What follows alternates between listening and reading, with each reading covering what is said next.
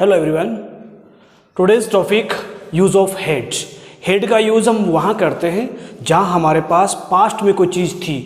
इंसान से कोई रिश्ता भी हो सकता है, जिससे दोस्त थे, मेरे भाई थे, बहन थे, मेरे चाचा ये थे, मेरे पापा वो थे। इस प्रकार से बताने के लिए हम पास्ट की बात बताने के लिए हेड का यूज़ करते हैं। पास्ट में था, थी, थे।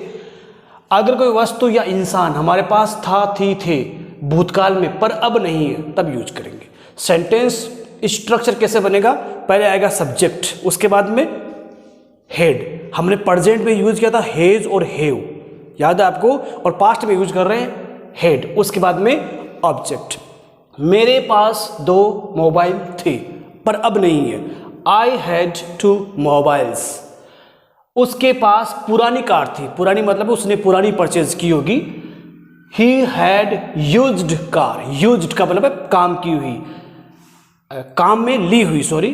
उनके पास बहुत सारे पैसे थे, यानी अब नहीं है। They had a lot of money. जब मैं कॉलेज में था मेरे कई दोस्त थे। यहां पे 2 सेंटेंस है, याद रखें। जब मैं कॉलेज में था, when I was in college. जब मैं कॉलेज में था, आई हैड मैनी फ्रेंड्स, तब मेरे कई दोस्त थे।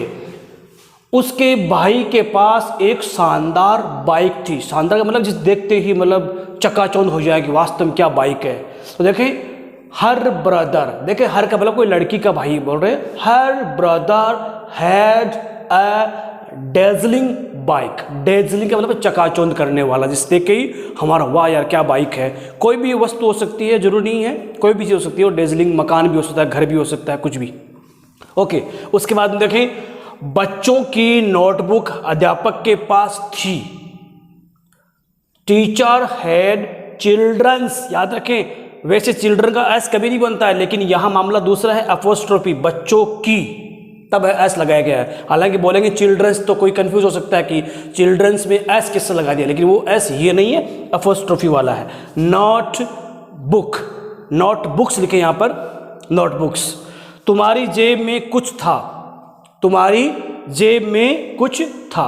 देखिए यहां पे तुम्हारी जेब से सेंटेंस नहीं बनेगा, ये जरूर ध्यान रखें। यू हैड समथिंग, कुछ था, इन योर पॉकेट, तुम्हारे जेब में। मेरे एक चाचा थे जो भारतीय सेना में थे। देखिए 2 सेंटेंस यहां पर भी। आई हैड ए अंकल, यानी मेरे एक चाचा थे, जो हो सकता है कि अब नहीं है, एक्सपायर हो चुके होंगे। Who was in Indian army, जो कहाँ थे? भारतीय सेना में थे। तो यहाँ पे ऐसा आप जरूर लगाएं। ओके, तो ये आज की क्लास थी, छोटी सी क्लास थी, क्योंकि आज थोड़ा टाइम कम है, बिजी हूँ मैं। तो कुछ छोटे छोटे वर्ड जिसमें बताता हूँ मैं, वो आप देखें।